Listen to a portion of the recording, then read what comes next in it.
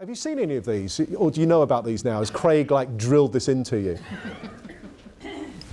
I think one of the mistakes that we often make when we try to influence behaviour, particularly when we try to reduce undesirable or unwanted behaviour, is we kind of fool ourselves into thinking that if we publish the regrettable frequency of undesirable behaviours, that people will then engage their system too and think, oh, that's terrible that people are behaving in that way. I certainly aren't going to behave in that way. I'm certainly not going to do that. I'm going to tell all my friends not to do it as well. Problem with that, of course, is it's very naive, because what we know from a lot of research now is that these messages that decry the regrettable frequency of undesirable behaviour do a damn good job of increasing the behaviour even further. For a simple reason. Underneath that message, look at all the people that are doing this undesirable thing, lurks a normative message that is essentially saying, look at all the people who are doing this undesirable thing. There's a famous case in the US of a national park who, in an attempt to reduce visitor theft, guests and visitors to the park who are hiking and backtracking would pick bits of crystal and petrified wood from the forest floor as a little keepsake. Only a little bit, but if hundreds of thousands of people are picking up little bits of crystal and petrified wood from the forest floor, taking it home, has a massive impact over a period of time. So in an attempt to reduce theft in the national park, they erected these large signs all over the park decrying that past visitors were stealing pieces of petrified wood and crystal from the forest floor, and that the year previous the park lost an estimated 14 tons of its heritage. The following year, theft rose almost 60%. It's almost like people are rocking up to the park and going, we better get ours quick then before it all runs out. Yeah. It wasn't a crime promotion strategy. It wasn't a crime prevention strategy. It was a crime promotion strategy. Okay? And we find the same here with DNAs. You know, look at all the people that are failing to turn up for their appointments. Well, if I don't turn up then, it probably doesn't make that much of a big difference. Okay? There's a second reason why, if you haven't already done so, my advice would be to rip these damn things off the wall or of any GP or hospital surgery or outpatients department you see. And it's simply because who sees this sign? Yeah, only the people that turn up, which is kind of like a bit stupid, really. Priming is essentially describes how our behaviour is often influenced in automatic unconscious ways by virtue of the fact of the environment in which we are situated or located in. Okay? So example, think about a busy pub on a Friday night. What are the kind of characteristics that are going on in that environment that might actually be persuading or influencing people, without them even thinking about what they're doing, to drink more? Shout a few out. No seats. There's no seats, yeah. So if you stand up, you actually will drink likely more frequently than if you're sitting down. So that's one thing. Peanuts on the bar. Peanuts on the bar, yeah, let's get a bit of a salty throat there. Loud music. Loud music, yeah. If there's loud music, then I can't converse with the person I'm speaking to, and if I can't talk to them, I'm likely to drink quicker as well. Constrained spaces, talk louder, these kind of things. These are all examples of how people have designed environments in order to influence our behaviour without us actually thinking about how we're behaving. Now, think about that in the context of a bigger challenge within the health service, which is this idea that lots and lots of people are turning up to accident and emergency departments largely inappropriately. Okay? I have to put my hand up here. As part of a piece of research that we did recently, I actually sent someone to an A&E department to see if they could actually get treated. There was nothing wrong with them at all. And I think they complained about a little bit of a headache or something. They were fine, yeah, they got seen, you know. And then they were asked at the end whether or not how satisfied they were with the experience, which was kind of interesting, and whether they'd recommend it to a friend. Okay. But if you think about that, one of the things that might actually be not helpful in that instance is an environment that is largely encouraging people to come because it's an attractive place to be.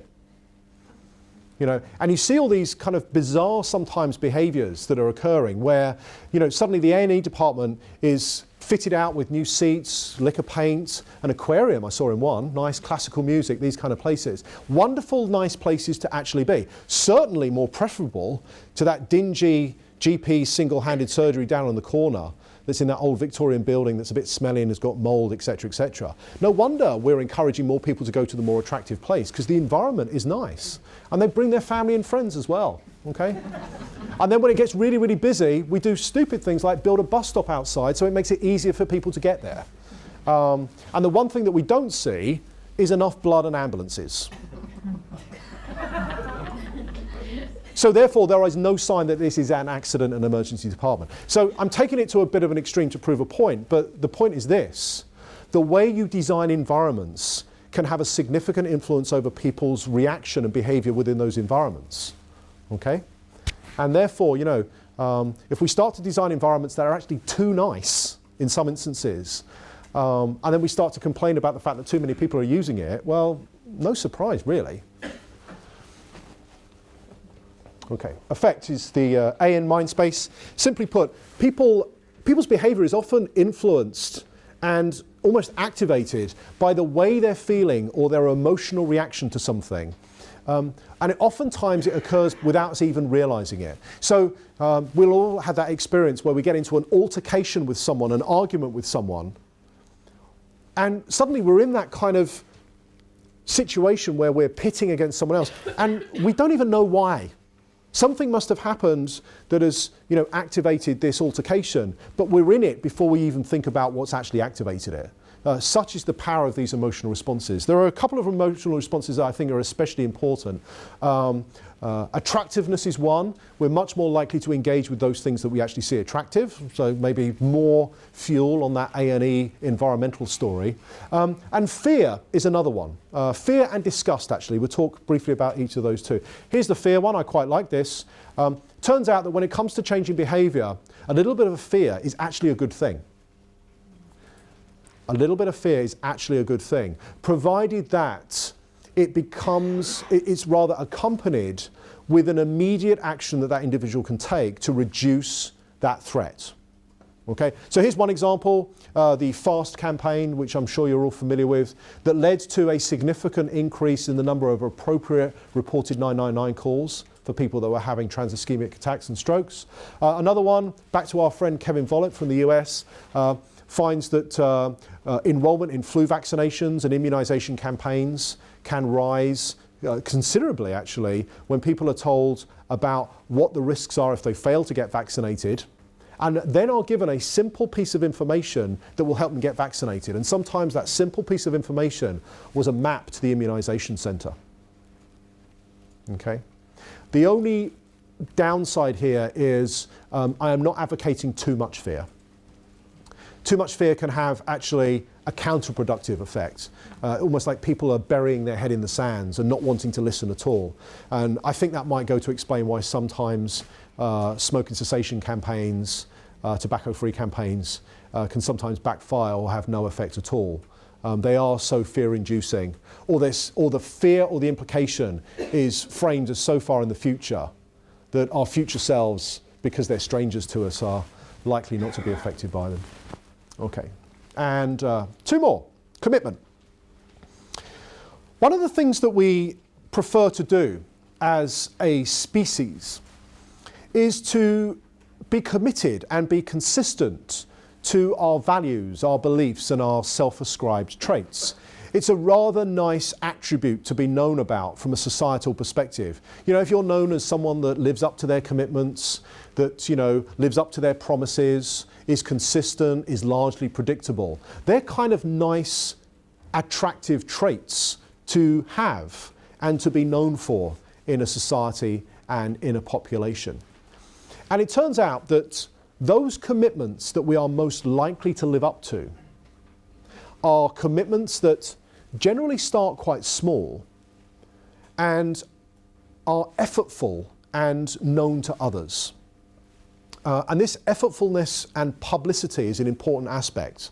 The more the cost of a commitment rises, the more likely we are to be consistent with that commitment over time. Okay. So, give you a couple of examples. Turns out, how many of you will regularly fill in forms, maybe your expense forms or forms for insurances or applications for passports or these kind of things? You've all done it, yeah? Most of you? Good. By the way, it's my check to see if you're still awake. Where typically on your expense form, your passport form, your driver's license form, your insurance forms, whatever, are you asked to sign to say that the information you're giving, or have given rather, is, and there's the clue, accurate and honest? At the end, okay? Contrast this with another example that I guess probably fewer of you will be knowledgeable about but may have experienced. How many of you have ever given testimony in a court of law? Okay, about dozen, 2 dozen of you. When are you asked to make a commitment that you're telling the truth? At the start. So why is it different for forms? Okay, turns out there is a really neat study that shows that if people, before they complete a form, are asked to sign that the information they're about to give is an honest and true reflection of their circumstances, they are more honest and they complete it more fully than the exact same form where they sign at the end. There's an example, I think, of a really small thing, a commitment at the start, that can have a big effect. So those studies were actually conducted with people that were applying for car insurance. And they found that when they were asked to sign at the beginning, they were much more truthful about their annual mileage. They typically drove about 3,000 miles a year more than if they were asked to. Okay. And it turns out, and again, it's one of these things that we don't like to learn about, but we're all a little bit dishonest. We all lie a little bit, cheat a little bit, especially those small things that we think that we can actually get away with. I saw a recent study that actually showed that recently offered this idea that 92% of people admit to being dishonest at some point. Yeah, which made me wonder the 8% that didn't. They're really big liars, aren't they? Okay. But of course, the best example, I think, and which has been beautifully replicated, and you're going to hear a little bit about more later, is this idea of, well, how can we use this effect to reduce things like the number of people that fail to show up for their appointments? The latest data that I've seen is it's somewhere in the region of about £850 million a year is lost from people that simply don't turn up for GP appointments, outpatients appointments, mental health appointments, physiotherapy appointments. And then you get the other one, I guess, you being a community-based health trust and organisation, you probably get not the did not attend, but the not at home challenge as well. Okay.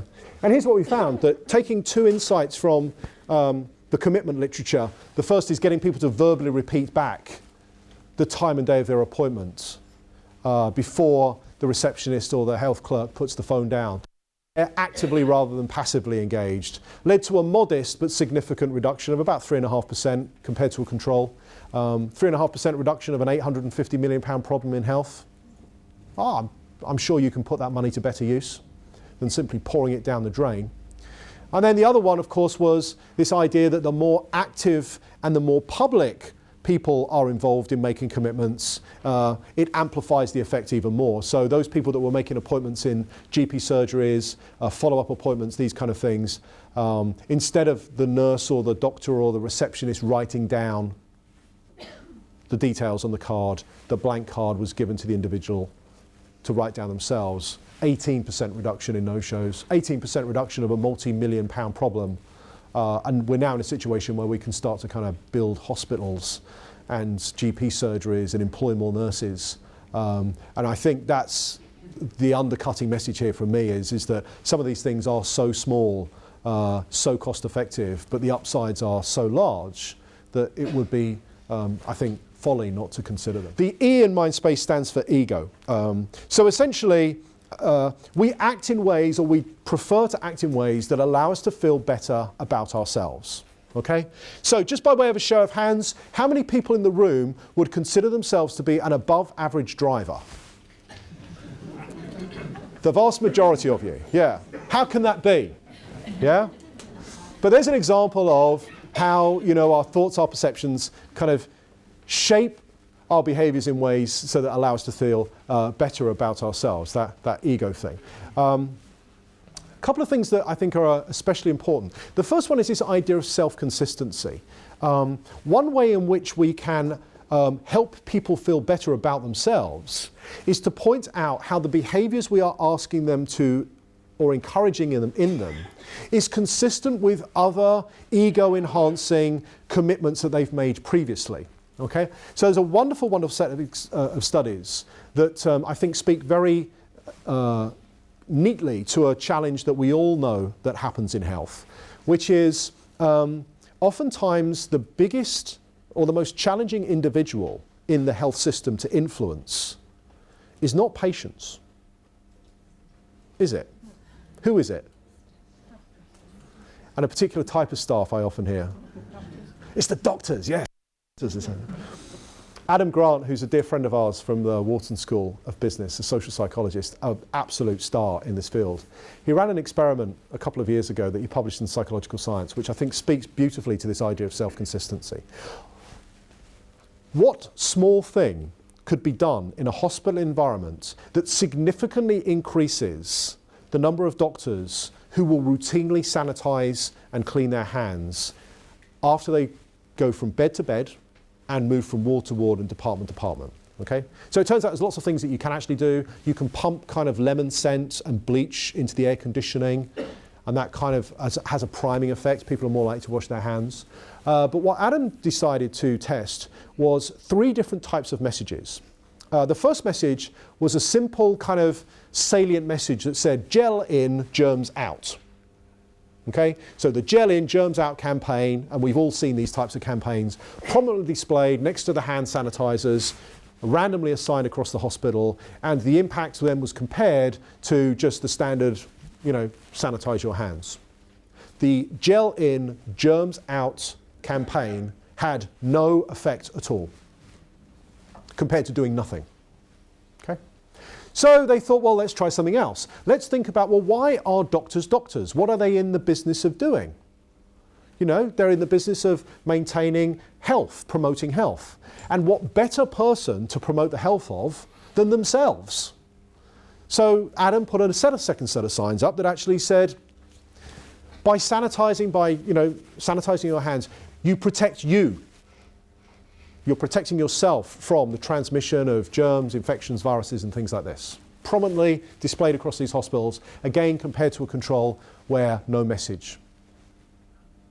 No effect. No effect at all. Here's the condition that had the biggest effect, and it was a significant effect, a big, big effect size.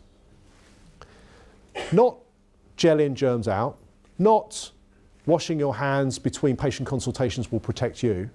It's the oath you took as a doctor. Reminding them that they took an oath to protect their patients.